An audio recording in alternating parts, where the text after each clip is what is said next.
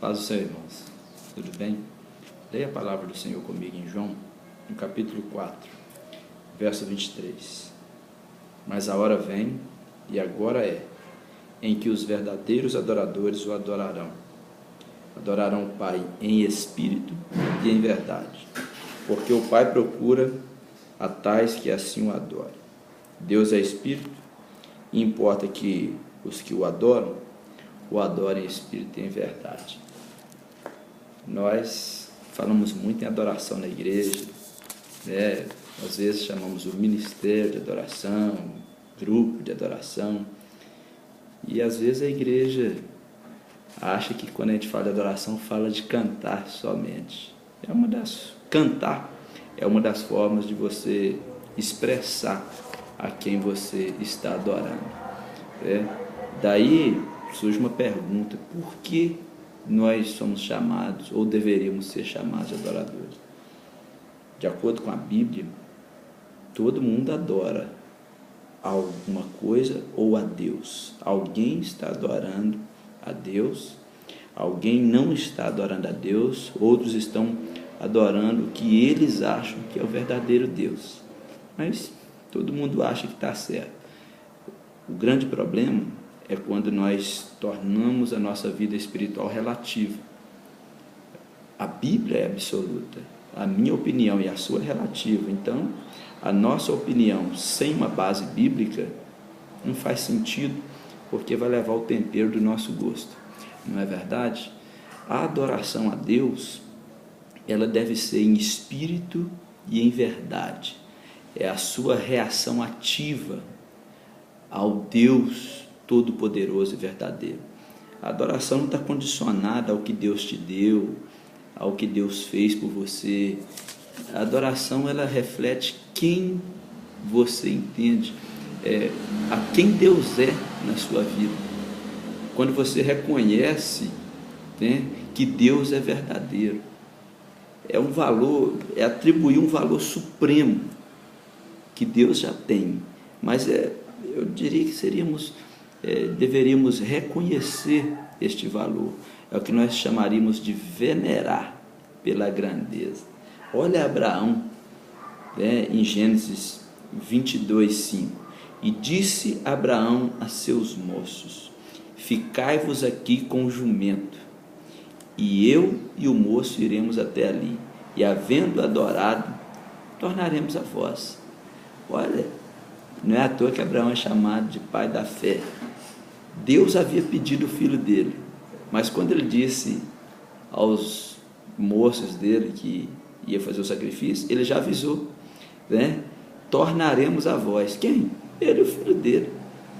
Se você fizer uma busca no livro de Hebreus, a Bíblia diz que Abraão tinha tanta fé nas promessas de Deus, que ele estava crendo que mesmo se Deus mandasse matar o filho dele, Deus iria ressuscitá-lo para cumprir a promessa. Por isso que ele diz para os moços dele aqui, fica aí com o jumento, porque eu e o moço, eu e meu filho, nós vamos ali, vamos adorar e depois retornaremos.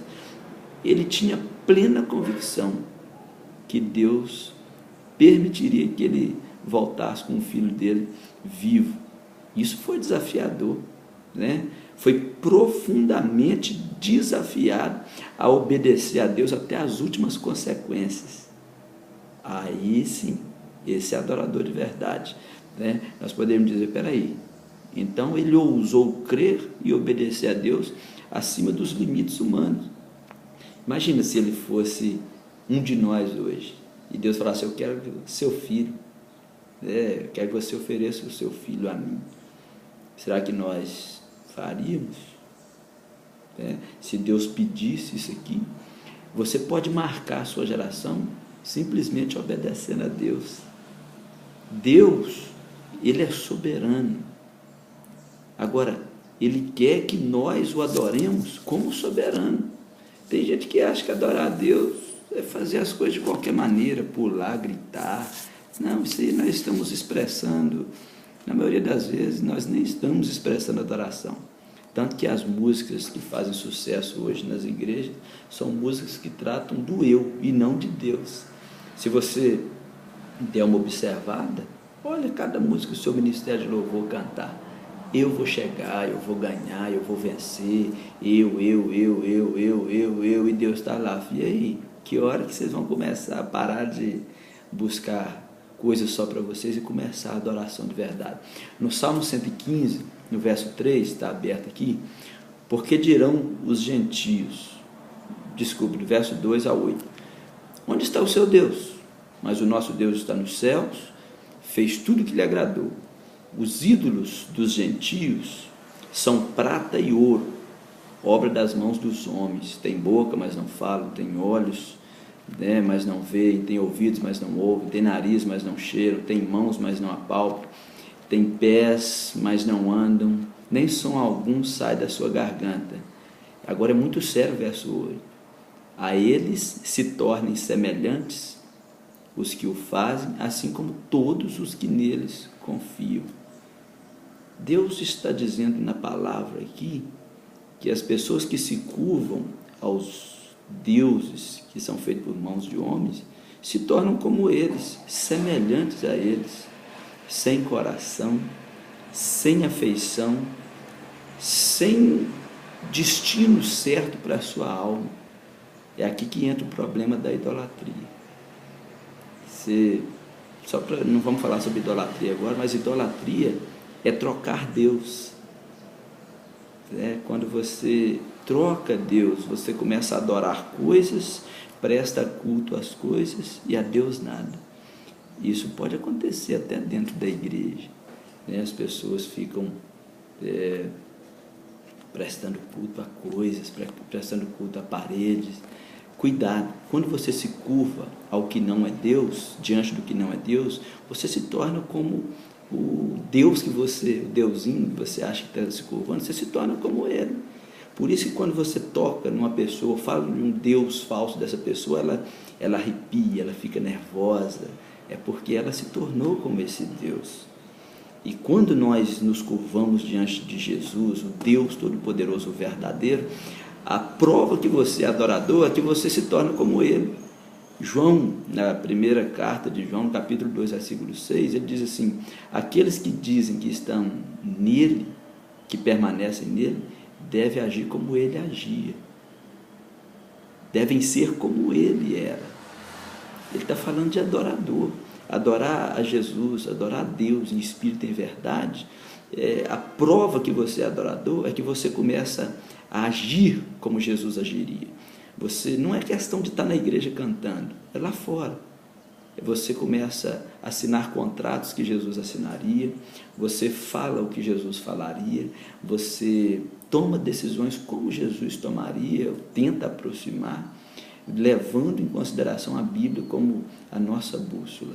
Se você quer ser adorador, o primeiro sinal é a sua aliança com Deus, e o segundo sinal é que você não se curva diante de nada, nem prata, nem ouro, nem nada feito por mãos de homem, porque senão você vai se tornar como isso. Você só se curva diante de Deus. Aí você se torna semelhante. A adoração é o retorno à semelhança a Deus. A adoração é a forma de Deus se multiplicar na terra. Quando Jesus diz para aquela mulher que vem a hora, a hora vem, agora é em que os verdadeiros adoradores adorarão o Pai em espírito e em verdade, porque o Pai os procura, O que ele está dizendo?